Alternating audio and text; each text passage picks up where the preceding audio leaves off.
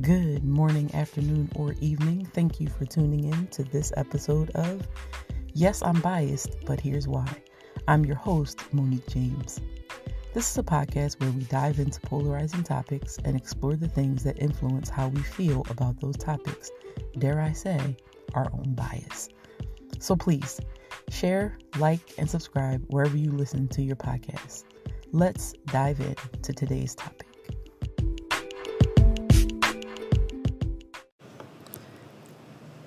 Let's rock. Today's topic is super teams. Yep, super teams, specifically NBA super teams. Ever since the Milwaukee Bucks won the title, people have been railing against super teams. The narrative is that Giannis Antetokounmpo and the Milwaukee Bucks, they did it the hard way. I'm not into, this is what I've been seeing and hearing.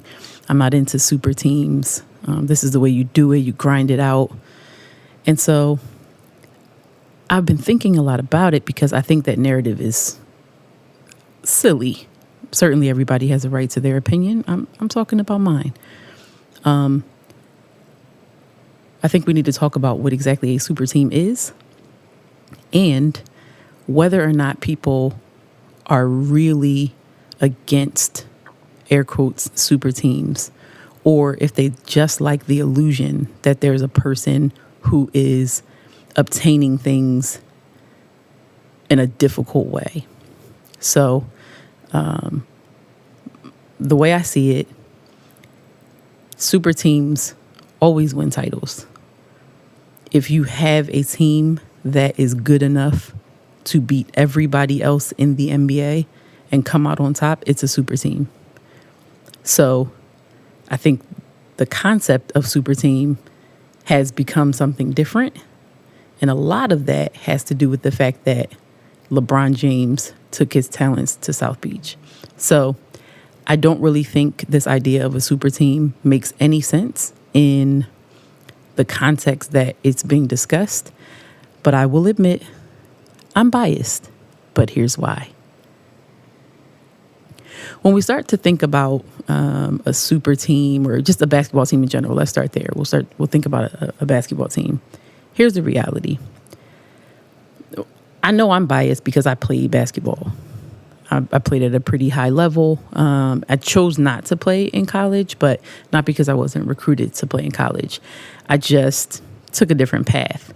But still, I think as an athlete, I have an opinion about it, particularly as a basketball athlete. I have an opinion about it because I saw how teams are constructed from the inside. So as a high school player playing in prep school, when I got to my school, it was sort of the beginning of a strong few years, not more than a few, probably a strong 10, 15 years of recruiting. When I got there, we had a really good point guard. That was my connection from the AAU standpoint. It's how I got connected to the school. I end up there. After that, a number of highly touted recruits come. The team goes from just being a really good prep team to, and this is beyond my time there, but to being a really good team in the state, to being nationally ranked, right? And so the only way you can achieve that is if you have several really good players. On the high school level, that's one thing. But the further you go in terms of level, once you get to the college level and then the professional level, it is impossible to achieve anything great as a basketball team, without having several very good players. And so this idea that the Milwaukee Bucks were able to win the title, that Giannis Antetokounmpo put the team on his back and he did it by himself, it's silly. We're talking about a team that has Chris Middleton, who could be a number one on a lot of teams in the NBA right now. They also had Drew Holiday, and then they had a strong supporting cast. So it's not like Giannis was out there 1 against 5. And I think this idea that oh, that he did it the right way, he didn't form a super team. Any team that is able to win a title is a super team.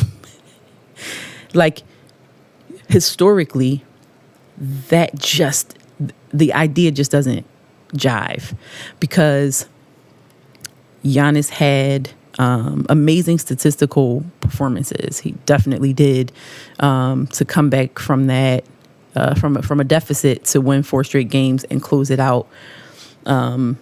I will admit that I was rooting for Phoenix, but only because I wanted to see Chris Paul kind of shed the choke, he never doesn't get it done. I wanted to see him shed that.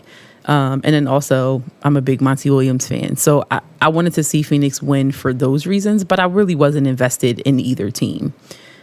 But as I watched the finals, the games that I did watch, Giannis is... he plays a brand of basketball that I'm not going to turn it on to watch him. I'm not like, oh, the Bucks are playing, I'd love to watch Giannis Antetokounmpo run people over. He's an athletic freak. He is certainly skilled, and he does what he does. And to the tune of 40 and 50 points in the finals, at times, putting up those stats to certainly he was the number one player on the Bucks during the finals. However, there were other players on the court too.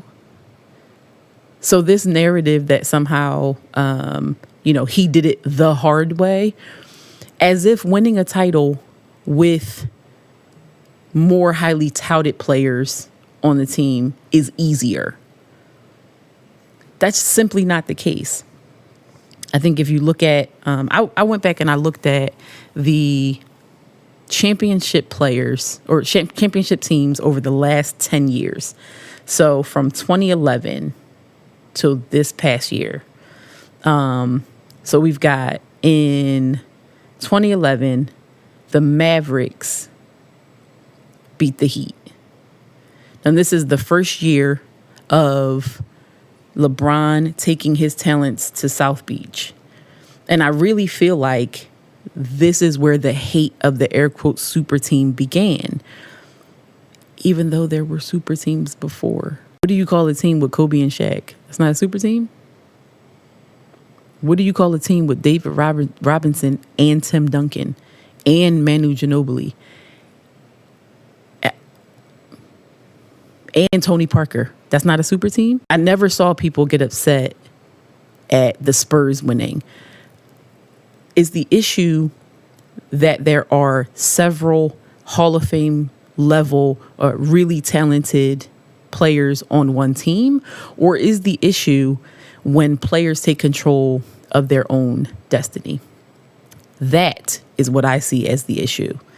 It's not that these really skilled high level players are performing well and they can potentially win. That's not what I think people are mad about. I think what people don't like is the player saying, I want to play with other really good players. There is this idea, this mindset that you have to languish as, the lone, very good player, and you've got to go through blood, sweat, tears, and the mud to win in order for your win to be respected. And that's just silly. So the 2011 Dallas Mavericks, that squad beat the Miami Heat in the first year of LeBron, Chris Bosh, and Dwayne Wade teaming up.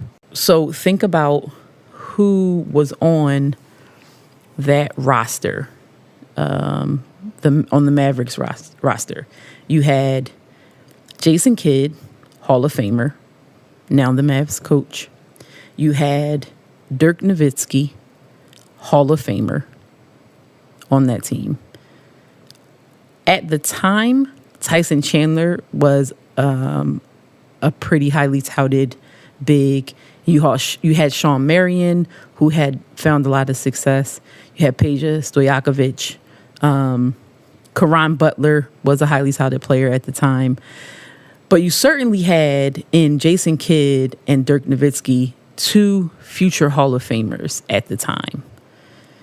And those players were able to, that team was able to overcome the air quotes super team of LeBron, Dwayne Wade, and Chris Bosh. A lot of people celebrated, and this is way back in 2011, a lot of people celebrated the loss simply because they didn't want to see this super team win anyway. So they took that on the chin. LeBron caught a lot of heat for it. I think rightfully so. But then the next 2 years, the Miami Heat win the title back to back. No need to go through who was on their roster. So the Heat were in 4 straight finals. They lost to the Mavericks, beat the Thunder, beat the Spurs. That next year, San Antonio comes back and they beat the Heat in that 4th straight trip to the finals. Who was on the San Antonio roster when they beat the Miami Heat? Tim Duncan, Kawhi Leonard, Tony Parker. You telling me that's not a big 3? Tim Duncan, Hall of Fame. Tony Parker, Hall of Fame. Kawhi Leonard, in the prime of his career right now, but likely a Hall of Famer. That's not a big 3? That's the hard way, I guess. So that's the Spurs. That was in 2013. 2014, that was 2014. 2015, we see the rise of the Golden State Warriors. And this is also the year that LeBron takes his talents from South Beach back home to Cleveland. And that year, the Warriors beat the Cavs. Now, we need to talk about this Golden State Warriors squad. The Golden State Warriors had Steph Curry, Klay Thompson, Draymond Green, Andre Iguodala, and they had Bogut at center. They didn't have much of the bench wasn't highly touted, but Steph Curry, Hall of Famer, future Hall of Famer. Klay Thompson, once he gets healthy, absolutely will be a future Hall of Famer. Draymond Green will probably be on the fringe of the Hall of Fame. And then Iguodala, doubt he'll be a Hall of Famer, but we're talking like glue, okay? So we've got Steph and Klay and Draymond Green. That's not a super team? Why is it okay for them to be winners with those caliber players, but it is not okay when you have players who choose to link and get together for the purpose of winning? That was 2015. The next year, we've got the Golden State Warriors and the Cavs, and the Cavs actually beat the Warriors. This was the comeback series where Cleveland wins the series. And let's look at this Cleveland squad. We know they had LeBron James and they had Kyrie Irving. Also had Kevin Love. That could have been considered a big 3. I think that was the idea. But Kevin Love was a solid player for them, but he never materialized in terms of being, a major factor. But LeBron James, Kyrie Irving, Kevin Love, J.R. Smith, Tristan Thompson, these, a bunch of role players. You had Richard Jefferson and Channing Frye, a bunch of players who just, lunch pail type players. And they beat the Golden State Warriors in dramatic fashion, of course. A lot of controversy around that series and suspensions and all of that, but it's neither here nor there. They go on to win. The Golden State Warriors go on to win the next 2 championships. So 2017, 2018. Interestingly enough, the 2017 squad, after they lost in dramatic fashion to the Cleveland Cavaliers, the next year they get Kevin Durant. So now we've got future Hall of Famer Kevin Durant, future Hall of Famer Stephen Curry, course, Draymond Green. We've got Iguodala. This is absolutely a super team. And people were a little upset at Durant for losing in the conference finals and then coming to join the Golden State Warriors. But people weren't mad at Golden State forming this super team. They were mad at Durant, but not necessarily mad at the Warriors. That next year, you get the Toronto Raptors. And although the players that were successful in the Toronto Raptors they weren't highly touted, or they weren't as highly touted, they were certainly noteworthy players. Certainly. You had Kyle Lowry, Kawhi Leonard, Danny Green was on that team, Serge Ibaka, Pascal Siakam, who was a major player. You had Jonas Valanciunas, major player. So you definitely had a bunch of guys who weren't necessarily highly touted, but were very talented. Fred VanVleet started to emerge. Probably earned himself a contract, a nice contract during that playoff year. But you can't, I mean, Kawhi Leonard is the noteworthy player on that team, and maybe Kyle Lowry, because they had gotten rid of, I can't think of the guy's name who was also with Toronto, was paired with Kyle, and he ended up getting traded to the Spurs. But they made some shifts, and the team was successful. I mean, they also had Danny Green, lights out 3-point shooter. So there was a lot happening. There was a lot of talent on this team. And really the point that I'm making is that there's no such thing as not having a super team. Any team that wins the NBA title is a super team. Some of the players are more highly touted than others, but that's a squad. So that was 2019. Then, of course, the COVID season, the bubble season, the Lakers won, beating the Heat. They were, that's a team with LeBron James and Anthony Davis, which was really a big two. The rest of that team was, a lot of people didn't. A lot of these players weren't highly touted, but they were, the players that made it work. And a lot of times you'll see that with LeBron James's teams. You have a bunch of players who can find a role and really be successful. But that's neither here nor there. The point is, when you have a team who's able to win a title, that's a super team. And this idea that players are being soft, air quote soft, or that players are not working hard, or that players are taking the easy route when it comes to teaming up with other players who are really skilled in order to accomplish the ultimate goal, which is a championship. That's just a silly idea. If you're an athlete, are you going to opt for being able to play with players who are less skilled or more skilled on your team? Let's take it out of basketball. Let's take it away from sports. You are a business person, whatever it is, whatever field you're in, and you have an opportunity to choose the team that you're around. Are you going to choose the people that you work with? Like, are you going to choose to be with less skilled people?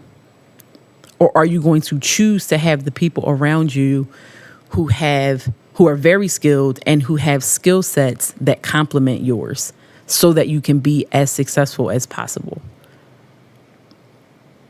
Would you, if you work at XYZ company, you come in every day and you are hands down the most talented person in the room by a long shot, and you get an offer to go work in a corporation or in a company that has a talented team, would you turn it down? so that you can stay and be the only and see how much you can help this company accomplish basically by yourself?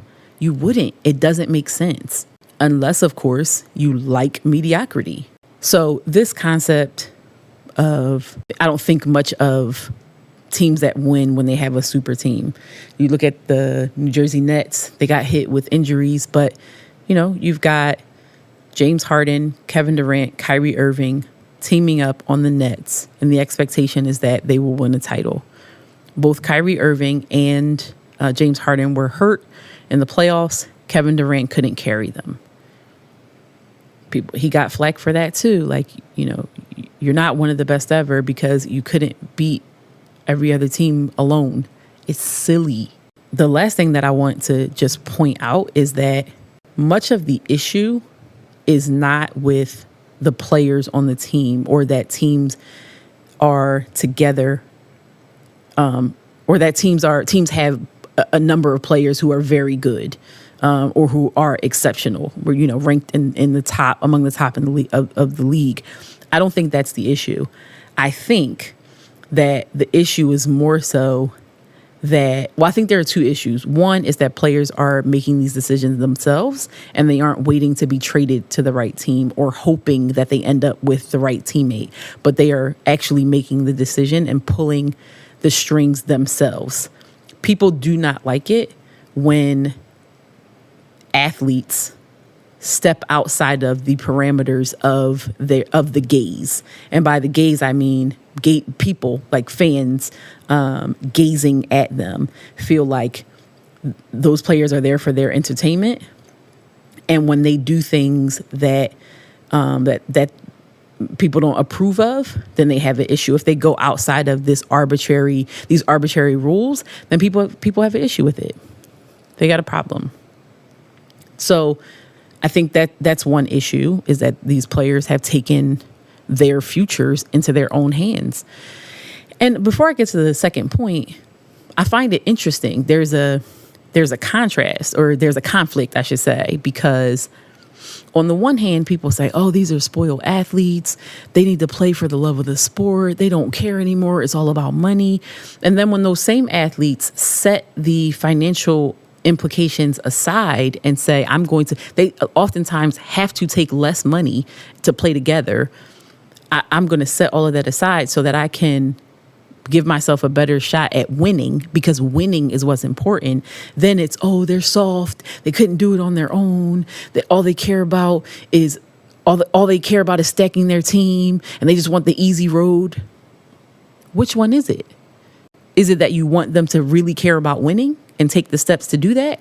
Or is it that you don't want them to really care about that? You want them to languish in mediocrity and give all of their blood, sweat, and tears to an organization and to fans, only to fail.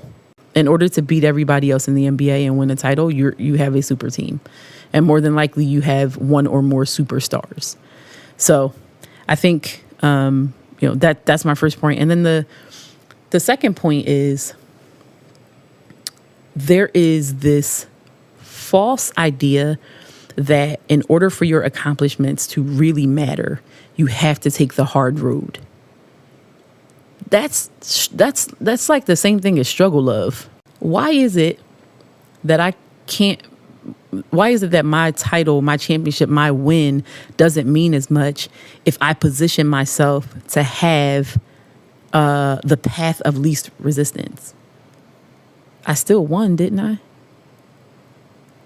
So the win didn't really count because I had other people around me who also have a high skill level? That's weird. Because when you take it outside of the context of sports, it does not make sense. If you choose to make a different decision so that you can be more effective in what you want to accomplish. We're talking about things that you have given your life to. If you're a teacher, you're doing that because you care to serve. This is important to you. It's for a lot of teachers, it feels like a calling. And for a lot of athletes, that's their vehicle. Sports is their vehicle to do the things that they feel like they're called to. And they care about winning. They care about being successful. So if you put those things side to side, if you would not languish in a situation that did not serve you and help you reach your ultimate purpose of winning, if you wouldn't do that, then why do you expect athletes to? It doesn't make any sense. And yeah, I am biased because as a former basketball player, I played with great players. When our teams were successful, I played with great players. You know, middle school, was I probably the best player? Yeah. But I still had to have other players around me in order for us to be any good.